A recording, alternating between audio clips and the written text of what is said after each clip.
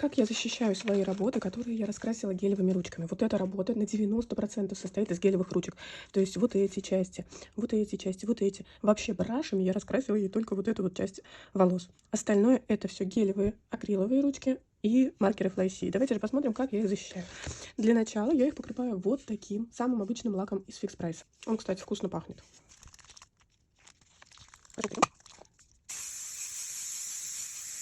Вот так вот до мокрого эффекта покрываю и оставляю сохнуть. Вот так выглядит работа. Я нанесла еще один слой спреевого лака. Он полностью высох. Это примерно в промежутках по полчаса. И сейчас я буду покрывать вот этим лаком. Так, я прям покрываю пожирнее. И сейчас это высохнет, и я покажу вам результат. И вот так выглядит финальная работа.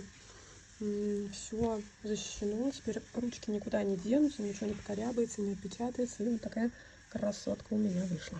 Как вам?